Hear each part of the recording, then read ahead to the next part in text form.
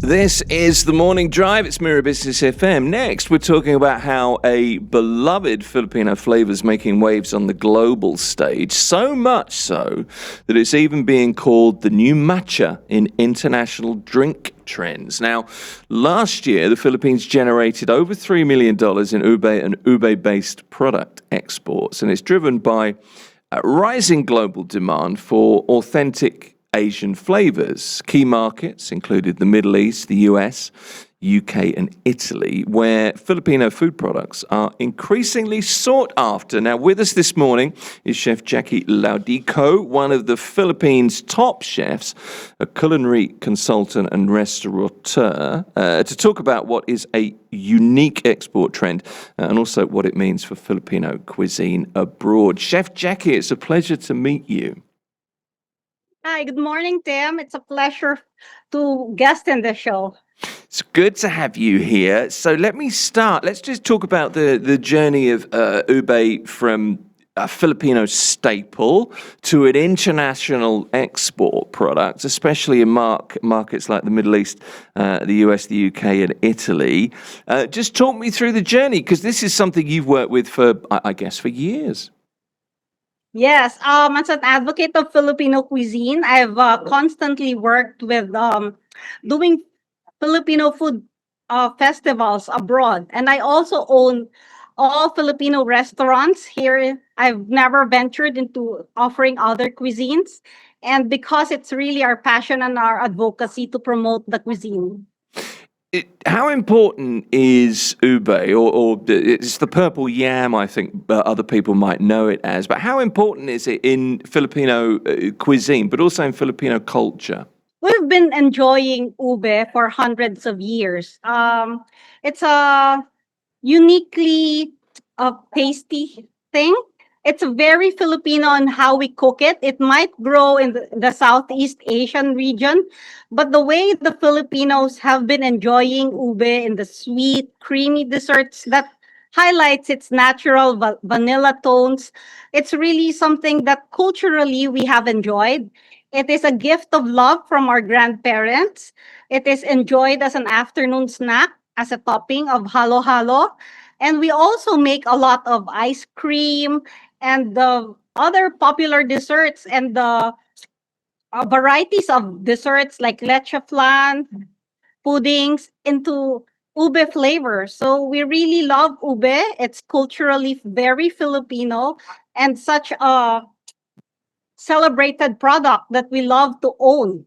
Well, it's kind of synonymous with the Philippines, really. How do you describe the flavor? Because it's kind of, I don't know how to describe it. I suppose it's like a sweet potato kind of flavor. That's not really very good, is it? Yeah, sweet potato. We all but it has very distinct vanilla as well as some hazelnut notes. Right. And this gets lighted when you add some cream or milk and some sugar. So it really works out well in some creamy desserts and refreshing. It's also very good in cakes and in frostings. It's something that we've really developed and tried to work with because it tastes of home. It tastes of family, and it reminds us of our culture, our heritage. I was looking at some figures this morning, Chef Jackie, from the Export Marketing Bureau at the Department of Trade and Industry in the Philippines. They see ube as transitioning from a local staple into a premium export product. And I mentioned, it's popular here in the Middle East. It's becoming a big thing in the US, the UK, and Italy, and France. That much I know. Government data shows that sales of ube powder and puree and flavor extracts are skyrocketing. We mentioned a few $1 million there, but that's set to move upwards. So it's an opportunity, isn't it, to turn what's been a traditional kind of agricultural product into a competitive, value-added export. It's great news for farmers in the Philippines. Yes, definitely. As a country that suffers with persistent trade deficit, we are really looking for the next big star that can, propel us, that can help these trade deficits. And it's something that we are so happy with. 3 million might be a drop in the bucket for the global in the global setting. But if we think of ube as a specialty product, not as a commodity product, as a value added product that can trickle down and spread its value, help the communities, help the heritage, preserve the flavors, and also promote Filipino cuisine to a wider market. And then that's really something that we are so excited about. The countries that you've mentioned that are very accepting and open to having ube are those countries that a lot of the Filipino diaspora has Mm. actually called home. Yeah. So that's the secret to this strong export drive. And that's the secret to lasting success as well. If you've got a base that you can grow from, I think that's really important. And you're right to say, I mean, $3 million in terms of, export levels, that is a drop in, it is a drop in the bucket, as you put it. But 5 years ago, it was no $1 million or very few $1,000. So it is that the point here is that if you've got something that a lot of people tip as being the next Matcha, for example, and I wonder if ube will go in that direction or not, it's too early to tell, but if it does, Matcha is just an accepted thing in a coffee shop now. It's perfectly normal to order. It's kind of the sky's the limit. Yes, definitely. What I love about ube is its versatility. It works well with savory dishes. It works well to thicken some foods. It works as a sweet soup or a savory soup. It also works well in lattes. And people are now growing and getting into clean label. They want color. They want natural food, and they want to experience heritage. They want to imagine places and spaces where those flavors came from, and that's what ube can bring to you. Interesting that you point out the color there because it pops, doesn't it? I mean, if you think about what you can get in New York easily, you can get an ube donut, any number of different cakes, desserts. In Montreal, you get ube ice cream. In Paris, ube lattes are becoming a thing. So more and more reports suggesting ube and ube-based drinks are becoming this kind of new matcha that I referred to just now. Here's what Gentleman's Quarterly, which is a monthly, bizarrely, anyway, in the Middle East says, a caffeine-free, fiber-rich beverage, the ube latte may just be the new drinking trend of the moment. And if you combine that with that purple, that kind of rich purple color, and it pops on social media, there's a story there. Yes, it's very telegenic, photogenic. It's a very beautiful purple hue. And it also is a very creamy item because it is a root crop. It blends very well with the creams, even with the non-dairy products that are milk alternatives.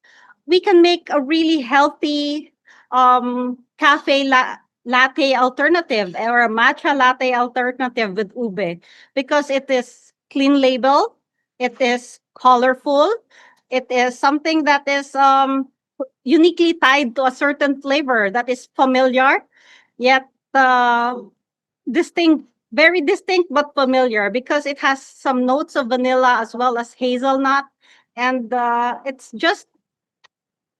it also has a very good mouthfeel, being a tuber. Okay, so if we want to make this, for this to become a really serious, sustainable business opportunity, for this to really catch on, can you kind of break down for me the aspects of, I guess, the flavor, but there's also the cultural appeal as well that's connected here. What resonates most, do you think, with international chefs and also with the consumers that, are going to be buying ube? I think what we should look at ube is more of, aside from the fiber and the antioxidants that you've mentioned, it is also the heritage, the natural purple that has always been highlighted, whether we serve it as a halaya, which is like a mashed potato, a sweet mashed potato, if you can, if that's the easiest way I can describe it. Um, I think it's very exciting for us Filipinos because it is also very climate resilient, which is something and very sustainable. The barrier of entry is very easy. It has a very low barrier of entry for the farmers. They just need some training and know how. We just have to invest in post-harvest product processes. So we need to add value to make the product very convenient, like high quality powders, high quality purees.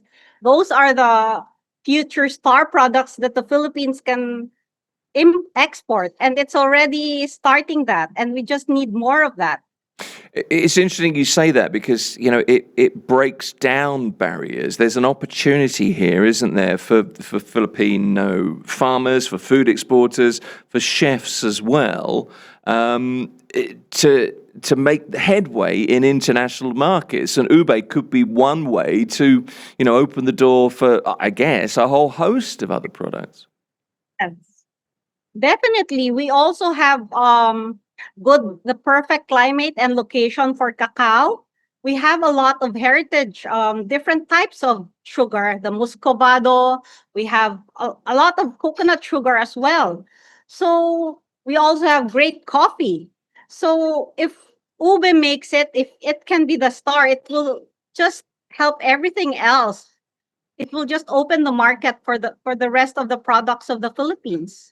Who would have thought a purple yam could do potentially do so much? From a culinary perspective, from your kind of way of looking at things, your way of working, Chef Jackie, what innovations are you seeing in ube in terms of the global cuisines that you're aware of, beyond the traditional Filipino desserts or the way that you've been brought up to use ube? What are you excited about? I'm excited that a lot of chefs are including it in, I'm a pastry chef, chocolatier.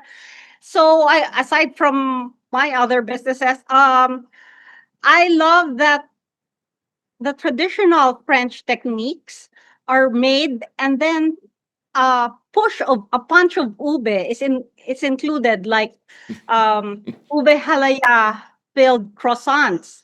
There are also like the matcha, the ube latte, of course, which is very popular.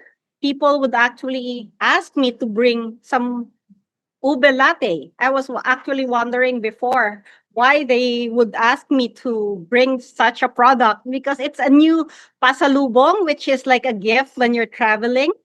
Those are things that's very exciting for us, and you can see it in a lot of other dishes. Like, it can be made into candies, it can be made into um chocolate fillings. So a lot of uses is being invented by um different chefs, not just Filipino chefs, working with this product because they also find it interesting.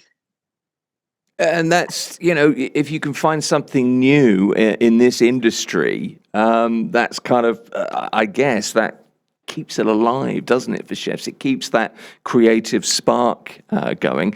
There's a lot of work to do, and you mentioned some of the things to get, a reliable supply chain moving. Some of the farmers need training, so there's work to be done.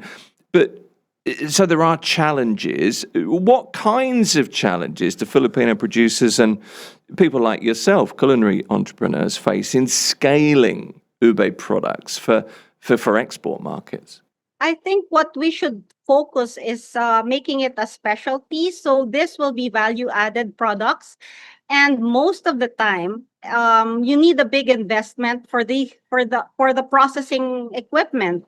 Some of the powders, because the taste of ube is very subtle and volatile, it sometimes can disappear.